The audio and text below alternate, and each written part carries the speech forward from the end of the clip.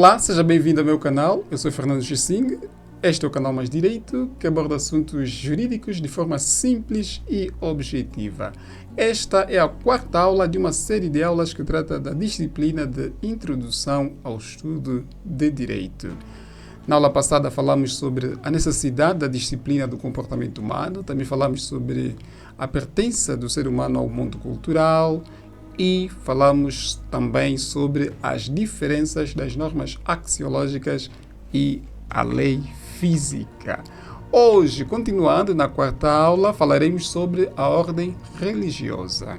Sobre a ordem religiosa, falaremos sobre a definição, as características e a necessidade da distinção ou separação entre a ordem religiosa e a ordem jurídica. Começando com a definição, entende-se por ordem religiosa o conjunto de princípios, normas e regras que ditam a conduta dos crentes diante das instituições religiosas a que pertencem e nas relações entre os crentes e Deus. A ordem religiosa é observada no campo espiritual ou religioso. As normas religiosas são de natureza transcendental, porque acredita-se que foram criadas por um ser sobrenatural, superior aos seres humanos. Estas normas possuem as seguintes características.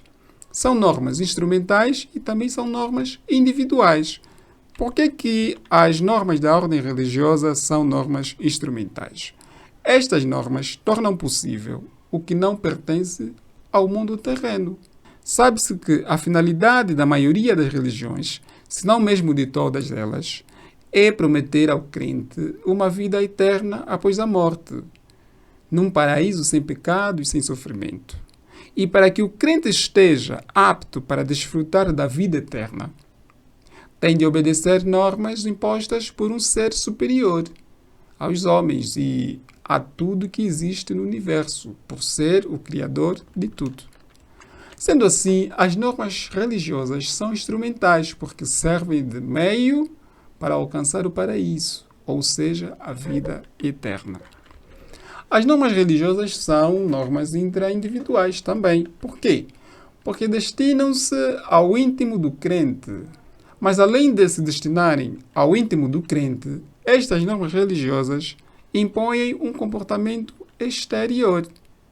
Ou seja, depois do crente interiorizar a norma religiosa, poderá comportar-se de uma forma determinada pela norma. As sanções são estabelecidas pelas igrejas e não são impostas pelo Estado. Dizem respeito à crença e à fé numa vida ultraterrena, na qual cada homem receberá a retribuição da sua conduta. As religiões defendem que os seres humanos irão receber o resultado do seu comportamento ou da sua conduta na Terra, sendo este resultado o paraíso ou o inferno. Aquele que violar as normas estabelecidas pela religião poderão ser candidatos ao inferno, mas aqueles que obedecerem irão ao paraíso. A sanção imediata da violação das normas religiosas é o remorso. Neste sentido, o remorso será o sentimento de angústia ou arrependimento profundo que uma pessoa experimenta depois de ter feito algo que considera errado, injusto ou imoral. As religiões defendem que vivemos uma vida transitória e que cada homem será julgado segundo o valor ético da sua existência. Notamos aqui uma grande diferença entre a ordem religiosa e a ordem jurídica. Na ordem jurídica, a violação da norma traz como consequência a punição no mundo atual. Ao passo que, na ordem religiosa, as pessoas serão punidas no futuro. Neste caso, no inferno. Os pecados, as violações às regras religiosas ou às normas religiosas serão punidas no futuro. As normas religiosas são mandamentos que definem os deveres dos homens para com Deus. Durante algum tempo, as normas religiosas foram confundidas com as normas jurídicas. As confusões já existiam, por exemplo, no direito romano. O exemplo disso é o símbolo da justiça, que é uma deusa com os olhos vendados.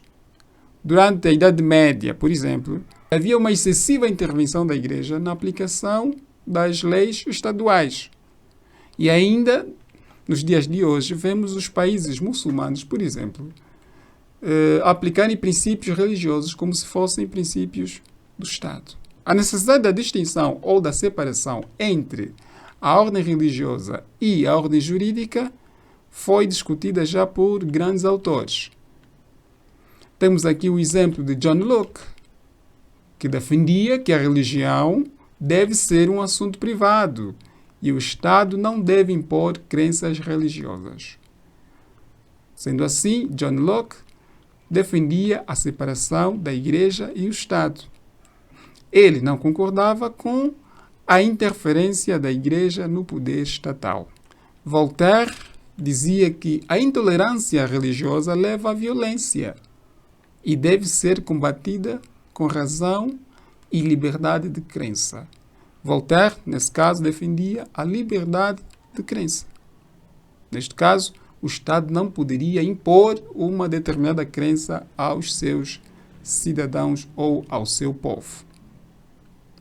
Jean-Jacques Rousseau disse que o Estado deve ter autoridade sobre assuntos públicos, enquanto a religião deve ser uma escolha pessoal, desde que não contrarie o pacto social. Jean-Jacques Rousseau dizia que as pessoas têm a liberdade de escolher a crença, desde que esta crença não prejudique o Estado ou a convivência da sociedade. Montesquieu dizia na sua obra O Espírito das Leis que a religião deve ser defendida pelo exemplo e não pela força. Ele defende a separação dos poderes e critica a influência da religião sobre as leis do Estado. Mais uma vez, um autor, Montesquieu, que defendeu a separação dos poderes do Estado, também defendia a separação entre a Igreja e o Estado. Immanuel Kant escreveu no livro intitulado Religião nos Limites da Simples Razão que a religião deve submeter-se à crítica da razão. Caso contrário, torna-se tirania. Para Immanuel Kant, se a religião não se submeter à crítica da razão, ela tornar-se-á uma tirania. No pensamento de Kant, a moral deve ser baseada na razão e não na autoridade religiosa. Nos nossos dias, apesar de haver um elevado grau de separação da ordem religiosa e da ordem jurídica, nos países ocidentais e nos países fortemente influenciados pela cultura ocidental, percebe-se que há uma forte influência das normas religiosas na ordem jurídica. Mas esta influência não faz com que elas estejam confundidas, não é? Existem várias normas jurídicas que foram influenciadas pelos princípios religiosos, mas a ordem religiosa e a ordem jurídica estão devidamente separadas. As normas de natureza religiosa podem distinguir-se entre as que regulam a organização, as que regulam o funcionamento das instituições religiosas e as normas que simplesmente regem a relação com Deus. As normas que ditam a organização e o funcionamento das instituições religiosas podem determinar a aplicação de sanções. Por exemplo, a excomunhão e o afastamento da congregação religiosa. Neste caso, se o crente violar uma norma que rege a organização e o funcionamento da religião como instituição, sobre ele será aplicada uma sanção,